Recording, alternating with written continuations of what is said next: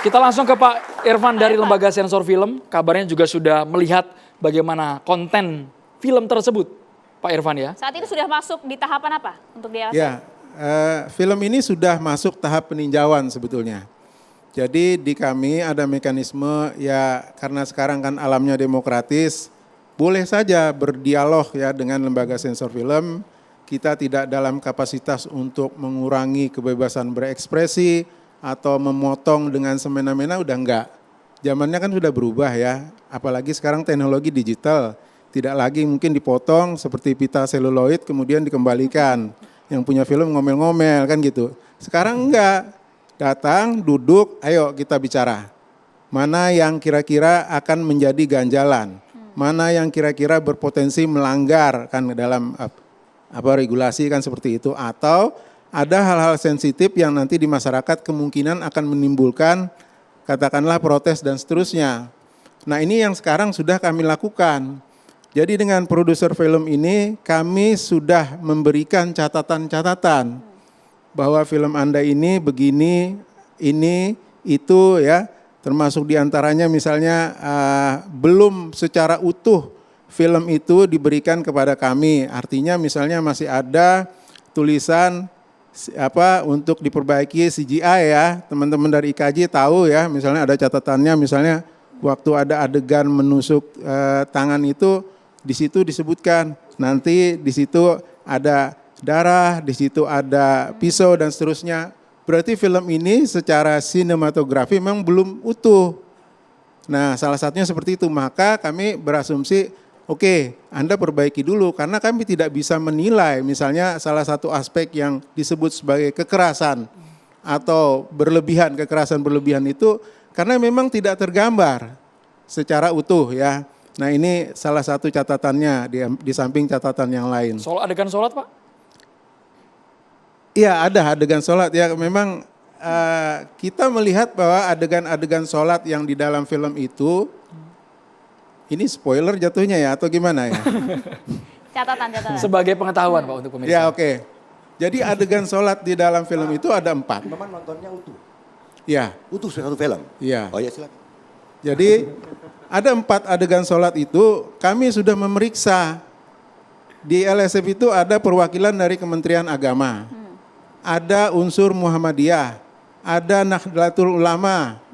Ya jadi cukup lengkap lah, artinya pemahaman kalau tadi dari sisi religi cukup.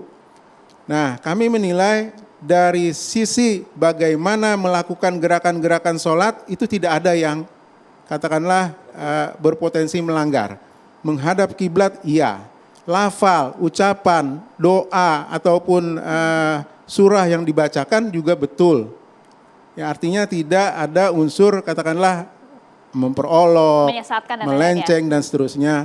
Dan memang pada saat sholat itu kemudian dia diganggu oleh yang nama jin tadi, itu kan digambarkan secara visual oleh pembuat film lah. Nah di wilayah itu kan kami tidak bisa masuk.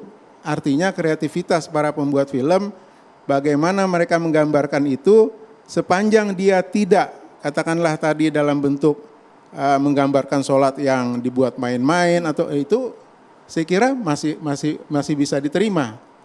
Dan di ujung cerita ini kan sebetulnya ingin menggambarkan bahwa ada orang yang berjuang untuk membebaskan kampung itu dari katakanlah kesesatan. Ya di kampung itu kan tidak pernah ada azan, tidak pernah ada suara azan. Kemudian tidak ada orang yang sholat.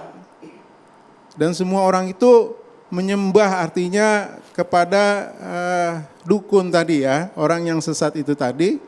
Dan kemudian itu ingin dibebaskan oleh 3 orang anak muda yang datang ke kampung itu, termasuk anaknya sang dukun.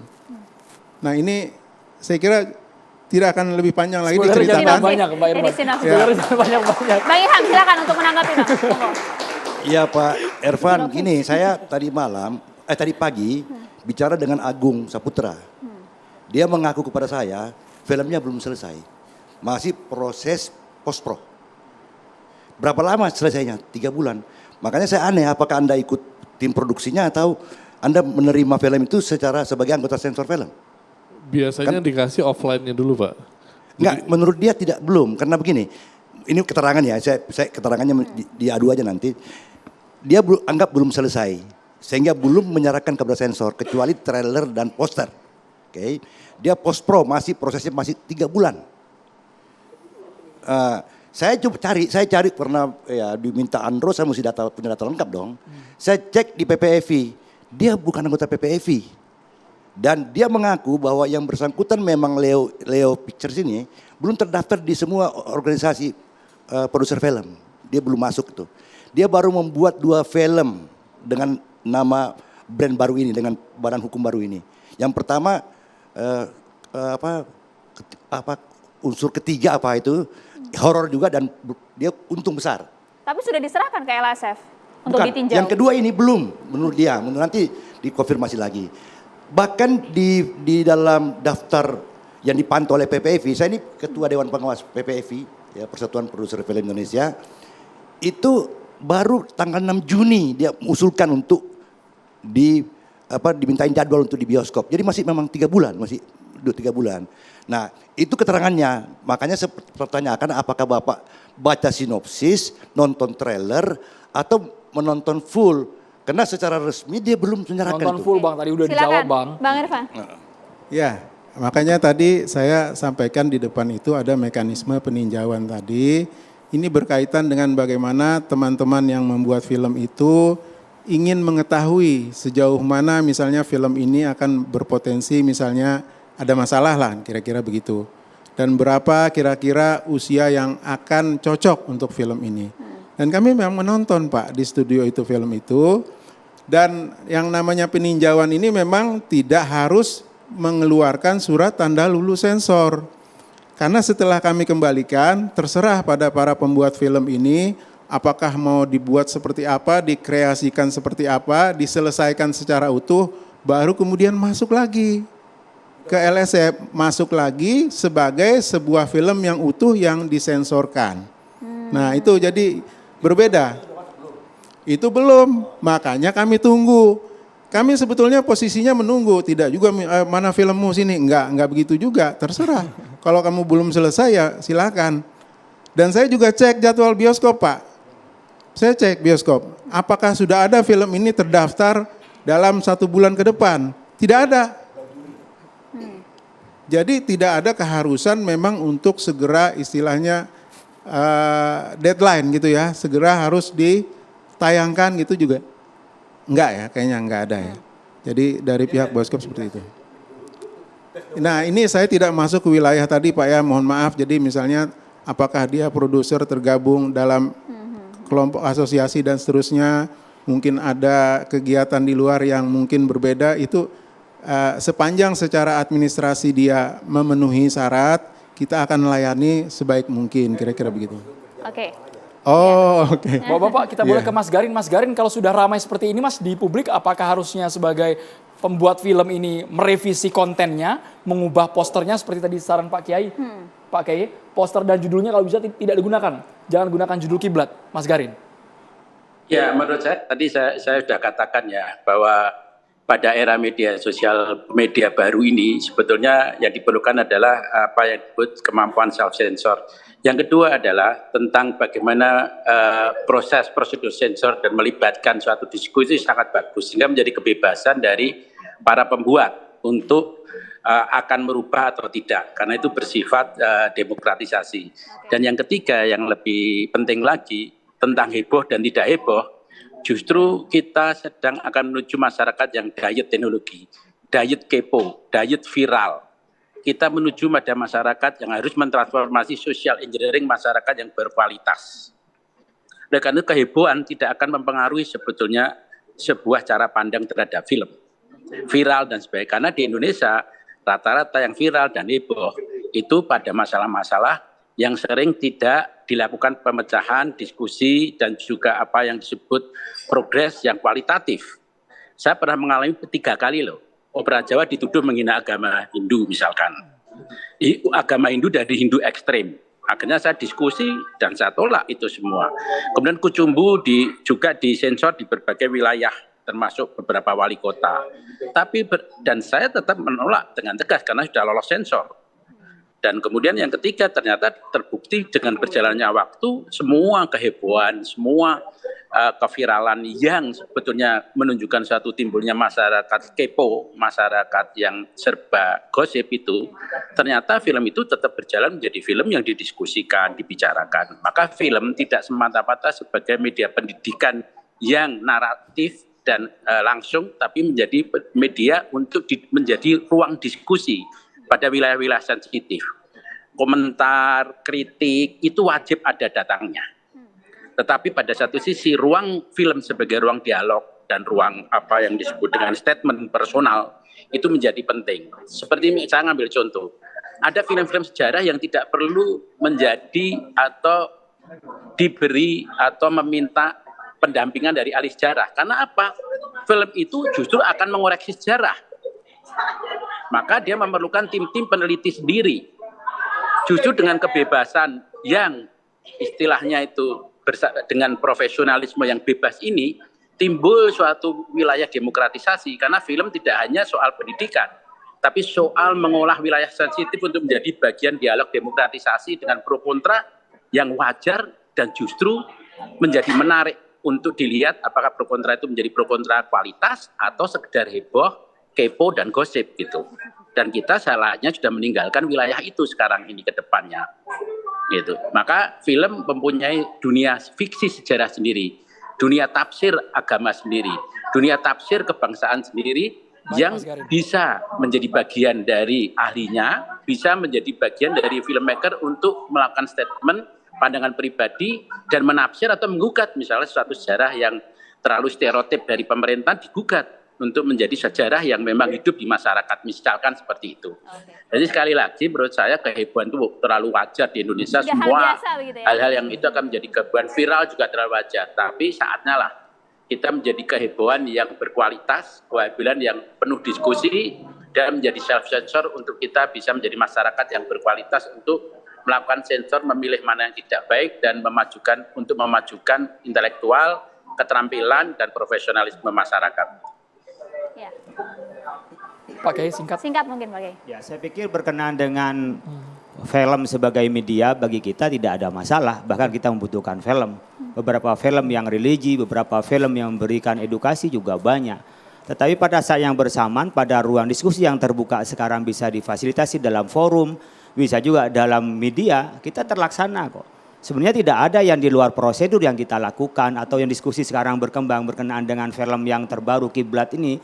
Saya pikir semuanya malah lebih mencerdaskan. Tapi harus ganti judul atau enggak nih Pak Kiai jadinya? Kalau saya tidak harus ganti judul, tapi posternya menakutkan kalau judulnya dengan itu nggak ketemu itu.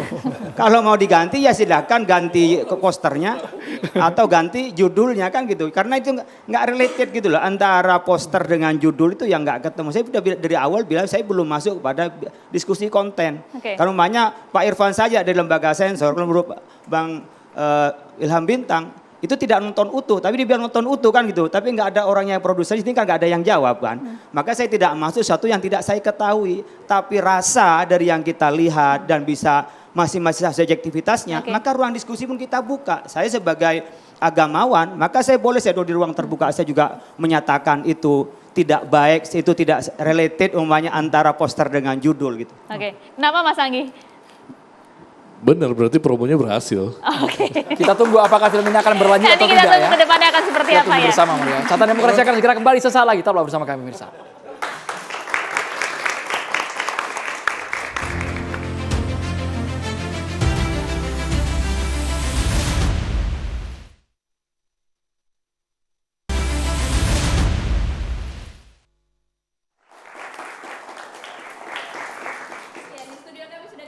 Ustadz Erik Yusuf, Assalamualaikum Ustadz Erik. Waalaikumsalam warahmatullahi wabarakatuh. Bismillah, salatu wassalamu rasulillah wa ala alihi sobihi wa wala wa ba'du. Salam yang terbaik, salam para malaikat pada para calon penghuni surga semua insyaAllah. Assalamualaikum warahmatullahi wabarakatuh. Ini waktunya sempit sekali, tapi kita coba speed up. Pertama ya, kita itu kalau bicara tentang seni, ekspresi, ada tentu bukan hanya bebas sebebas-bebasnya, tetapi juga ada aturannya. Pertama adalah etis, estetis. Jadi apakah di daerah tertentu, di masyarakat tertentu ini masuk etikanya dan tentu estetikanya. Tetapi ketika dia mengambil sebuah karya yang menyerempet kepada agama, tentu juga ada aturan syar'inya, ada aturan-aturan yang terikat dalam permasalahan agamanya. Nah, saya melihat bahwa kita adil lah. Adil itu kan istilahnya menempatkan sesuatu pada tempatnya dan proporsional. Kalau horor ya, kita lihat masa kejayaan horor Indonesia itu kan tahun 81 sampai 91 ya, ketika pemerannya Susana ya, ketika Bangkit dalam Kubur, Nyai Blorong dan lain-lain. Saya sempat bicara sama beberapa kawan-kawan produser bahwa kalau seandainya film horor itu judulnya Pocong Ngesot ya, Kuntilanak berdarah dan lain-lain, kita tidak masalah karena memang itulah judul-judul yang ditempatkan adalah horor. Dan horor juga genrenya kan beberapa. Ada horor yang psycho ya, pembunuhan, ada horor yang kemudian monster, ada horor yang mistis memang gitu. Nah, tetapi ketika horor ini menggunakan istilah-istilah agama, ini yang kita sebetulnya resah. Saya di Lembaga Seni Budaya ya dan Peradaban Islam, saya wakil ketua nih, MUI Pusat nih sama Kiai Holil ditunjuk nih. Jadi intinya kalau kita lihat, kita sudah resah sejak lama ketika ada film yang berjudul Wakaf, ada film yang berjudul kemudian Makmum, ada berjudul Waktu Maghrib dan lain-lain yang membuat ini ada permasalahan yang kita harus lihat apakah ini menyinggung atau kemudian ini bisa merendahkan atau bisa. Dan inilah yang harus kemudian kita telaah. Karenanya tentu di film horor kayak Bangkit dalam Kubur atau Dukun Santet pun ada itu sesi di mana sin-sin yang mengajak atau dakwahnya pasti ada gitu. Tapi kan secara keseluruhan kita harus melihat ini apakah tepat, apalagi ketika banyak aduan masyarakat dan kita juga sedang mengkaji ini sebetulnya gitu ya. Di sosmed di mana-mana banyak sekali yang namanya aduan-aduan yang menyebabkan bahwa ayo dong kita bicara dong, apalagi produser-produser dakwah film dakwah juga keberatan dan saya juga sudah memproduksi film sekitar 5 sampai 6 film gitu. Dan jadi intinya kalau film dakwah saja harus dilihat syar'inya seperti apa, apalagi film di luar dakwah yang kemudian kalau kita lihat mengambil istilah-istilah atau diksi-diksi agama. Dan inilah yang harus diluruskan ya. Jadi saya kembalikan lagi kepada bapak-bapak semuanya bagaimana kita nanti duduk bersama dengan LSF, dengan MUI, dengan Kemenak dan lain-lain untuk membicarakan dan juga seniman-seniman yang kita libatkan agar supaya terjadi yang namanya sensor mandiri. Jadi kita tahulah etikanya seperti apa, estetikanya seperti apa dan kemudian syariatnya seperti apa. Itu saja. Wassalamualaikum warahmatullahi wabarakatuh. Selamat berkarya. Waalaikumsalam warahmatullahi wabarakatuh. Terima kasih banyak Ustaz Teri Yusuf, Bang Ilham Bintang, Pak Kiai Holil Nafis, terima kasih banyak. Dan tadi juga sudah bergabung sama kami ada Mas Gari Nugroho, terima kasih banyak. Pak Evan, terima kasih. Terima kasih banyak Mas Anggi dan juga terima kasih untuk mahasiswa dari IKJ dan juga UIN Syarif Hidayatullah Jakarta. Tadi informasi dari Pak Kiai katanya filmmaker akan berkunjung ke MUI. Semoga Besok, nanti Pak Kiai. ada jalan tengah ya Pak Kiai ya. Selesaikan. Kita tunggu Diselesaikan. bersama Pak Oke. Kiai. Kita akan tunjuk nanti bagaimana kemudian kelanjutan dari film ini di tengah ramainya masyarakat mengkomentari mengenai film tersebut. Saya Maria Segar. Saya Andrew Merkuri, selamat malam, terima kasih. Sampai jumpa.